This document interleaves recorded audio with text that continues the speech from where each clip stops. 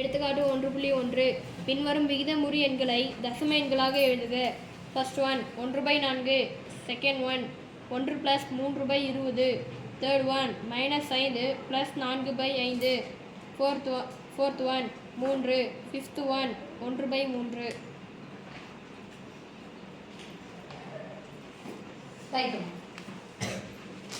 பின்வரும் விகிதமுறு எண்களை தசம வடிவில் எழுதுக. விகிதமுறு எண்ணாவே எந்த வடிவம்? P/Q வடிவம். Very good. ஒரு பாயிண்ட் சொல்லு.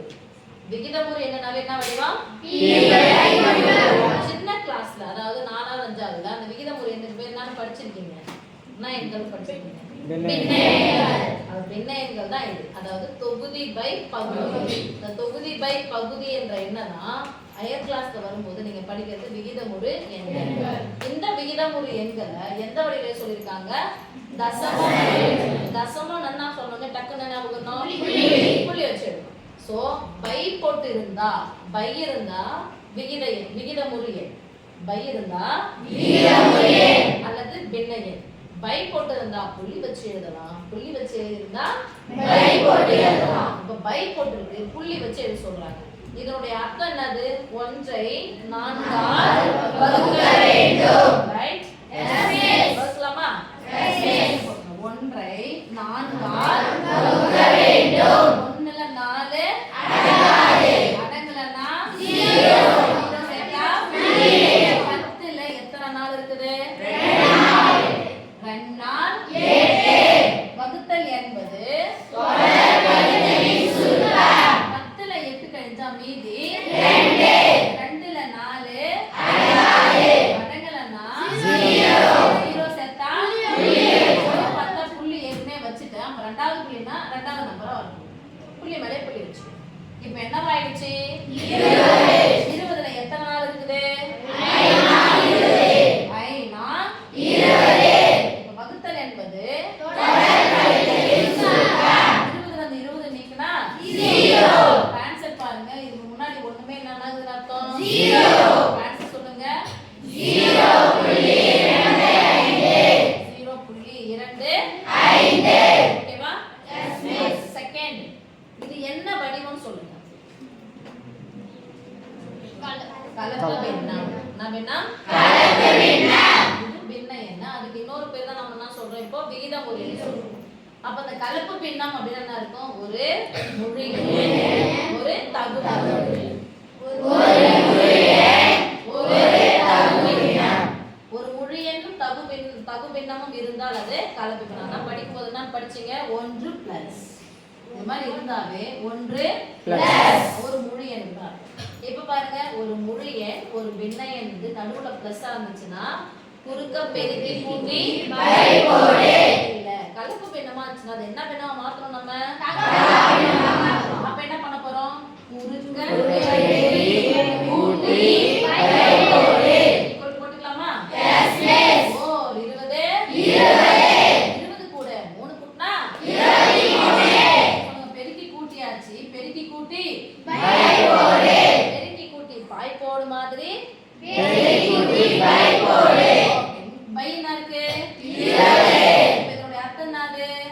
23ஐ 20ஆல் வகுக்க வேண்டும். 23ஐ 20ஆல் வகுக்க வேண்டும். பார்க்கலாமா? S S. 23 உள்ள போறோம், 20ஆல வகுக்கிறோம். 23ல எத்தனை 20 ரூபாய் இருக்கு? ஒரு 20. சொல்லுங்க. ஒரு 20. வகுத்தல் என்பது தொடர் வகுத்தலின் சுருக்கம். கழிச்சா 3ல 20 அடங்குமான்னு பார்த்தா அடங்காது. அடங்கலன்னா 0.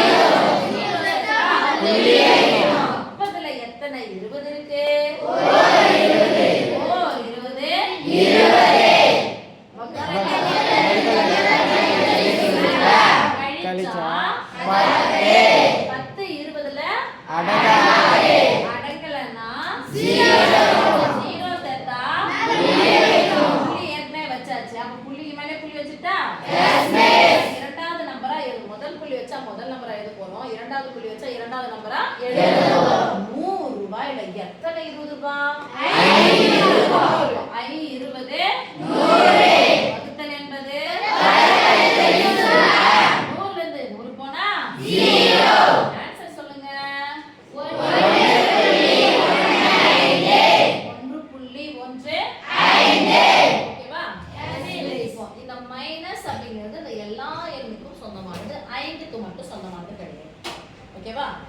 மைனஸ் இந்த நம்பர் புரியுது எல்லாம் நமக்கு புரியுது. இப்போ இது எப்படி வாசிக்கணும்? மைனஸ் 5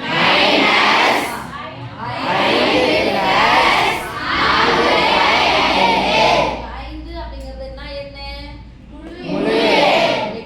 என்பது அப்போ பின்னமா சொன்னா பின்னம் கலப்பு பின்னமா? கலப்பு பின்னத்தை எந்த பின்னமா மாத்தலாம்? அதனால இப்போ ஒரு முழு எண் தெரிஞ்சிச்சு. ஒரு முழு எண் ஒரு பின்ன எண் வந்துச்சுன்னா இந்த மைனஸ்ன்றது ஒட்டுமொத்தமான நம்பர் குறியது. மைனஸ் தனியா போட்டுருவோம். ஓகேவா?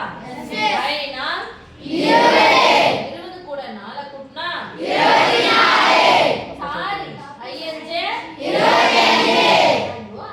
25 கூட 4 கூட்டினா 29. குறுக்க பெருக்கி கூட்டி பாய் போட்டாச்சா?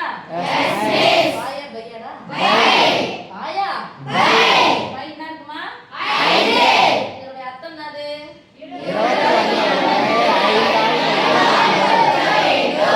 29 5ஆல் வகுக்கலாமா? 29ல எத்தனை 5 இருக்குது? 4 5ஆ? 5 தான் 25 போடுங்க. சொல்றது என்ன? 5 29ல 29ல இருந்தா 25 கழிச்சா 4. ஓகேவா? அடங்கலன்னா 0. எத்தனை? 40. வகுத்தல் என்பது 40ல இருந்து 40 போனா 0. ஆன்சர் சொல்லுங்க. 5.8. என்ன இருக்கு?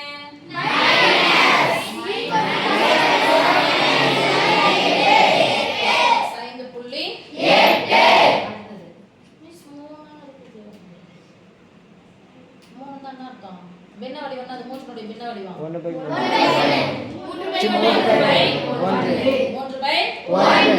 பின்ன வடிவத்துல எழுதிக்கலாமா?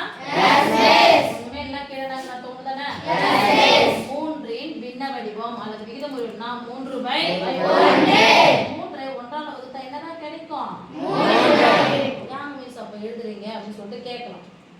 பின்ன வடிவம் எழுதிச்சா? அந்த ஒண்ணுமே இல்ல. எந்த வடிவில் எழுத சொல்லிக்கிறாங்க? பின்ன வடிவம். தசம வடிவம் என்ன பண்ணோம்? புள்ளி வை. அப்ப ஒண்ணுமே இல்ல பின்னாடி ஒண்ணுமே இல்லன்னா என்ன அர்த்தம்? 0. அப்ப என்ன சொன்னோம்? 3.0. ஒரு தசம எண் இருக்குதுன்னு சொன்னாவே ஒரு முழு எண் இருக்குனாவே அந்த தசம எண்ணுக்கு ஈக்குவலா தான் அந்த எண்ணை படிக்கணும். ஓகே சாமி? எஸ். இப்போ இதனுடைய பின்ன வடிவம் நமக்கு தெரிஞ்சு, தசம வடிவம் தெரிஞ்சு. 3இன் பின்ன வடிவம் 3/1. 3இன் தசம வடிவம் 3.0. 10இன் பின்ன வடிவம் 10/1. 10இன் தசம வடிவம் 10/0. 3இன் பின்ன வடிவம் 3/1. 3இன் தசம வடிவம் 3/0. 10இன் பின்ன வடிவம் பின்னன்னா அதே பை போடுவோம்ல. இவ்வளவு தூரம் கஷ்டப்படுத்துறீங்கன்னா 10இன் பின்ன வடிவம் 10இன் தசம வடிவம் 10.0. தசமன்னா புள்ளி தெரியாது. இந்த கணக்கு சொல்லிட்டு அது சொல்லி தந்தா சொல்ல மாட்டேங்கிறீங்க. 10ன்னு ஒரு நம்பர் மாத்தி கேட்டு. அப்போ ஒரு முழு எண்ணை தசம வடிவம்னா அந்த முழு எண் பக்கத்துல என்ன வச்சுக்கணும்? புள்ளி. ரைட் சைடு வைக்கணுமா லெஃப்ட் சைடு வைக்கணுமா? ரைட் சைடு வச்சு பின்னாடி என்ன போடணும்? ஒண்ணுமே இல்லனா 0. இப்போ 1/3 எதனுடைய தலைவிலி? 3இன் தலைவிலி. 3இன் தலைவிலி. 1/3 3இன் தலைவிலி. அதனால தான் இதனுடைய பின்ன வடிவம் சொல்லி தந்தாங்க. இப்போ என்ன ஆகுது? 1/3 வந்துடலாமா? Yes miss. 1ல 3 அடங்கலன்னா 0. 10ல எத்தனை மூணுகுது? 3 3 வகுத்தல் என்பது நான் சொல்ல மாட்டேன், நீங்களே தான் சொல்லிக்கணும்.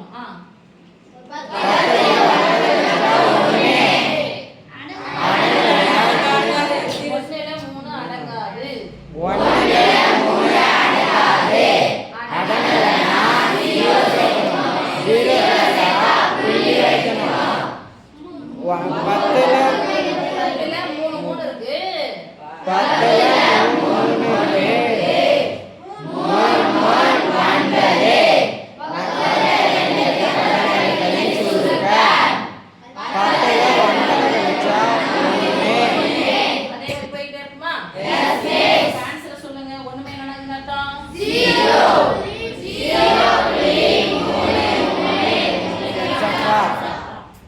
ஒரு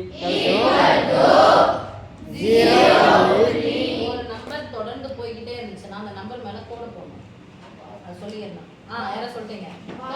பார். வெரி குட் சொன்னோம். அப்ப 0.3 பார். 0.3 பார். சொல்லுங்க. 0.3 பார். இதல இன்னொரு விஷயம் சொல்லி தரேன். கலப்பு பின்னத்தை தகாபின்னம் மாத்தி வகுத்து போறது உங்களுக்கு. இப்போ இது முழு எண் உங்களுக்கு தெரிஞ்சா இல்லையா? முழு எண் என்னதுங்க? 1. முழு எண் இருக்கு 1 அப்படியே வச்சுக்கலாம். நான் இதுக்கு பதிலா அங்க போறேன் 1 பிளஸ்ஸா 3 எதால வகுக்கணும்? 3 20ஆல வகுத்தா என்ன வரும்? அடங்கலன்னா 0 வகுத்தா புள்ளி. அப்பல எத்தனை 20? வகுத்தல் என்பது தொடர் கழித்தலே சுருட்டல். 30ல 20 போயிடுச்சா மீதி 10ல 20 அடங்கலன்னா 0 சேரு. எத்தனை முறை 100ல எத்தனை 20 இருக்குதோ 20 எவ்வளோ 100. 0.15 0.15 முழு எண்ணுக்கு அது 1 னா 1.0 அதான் சொன்னேன். தசம எண் ஒன்று வந்துச்சுன்னா அந்த 1 னா சொன்னா 1.0 ன்னு சொல்லணும். புள்ளிக்கு அப்புறம் எத்தனை நம்பர் இருக்கு?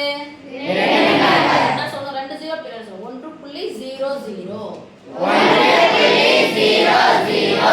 1.00 கூட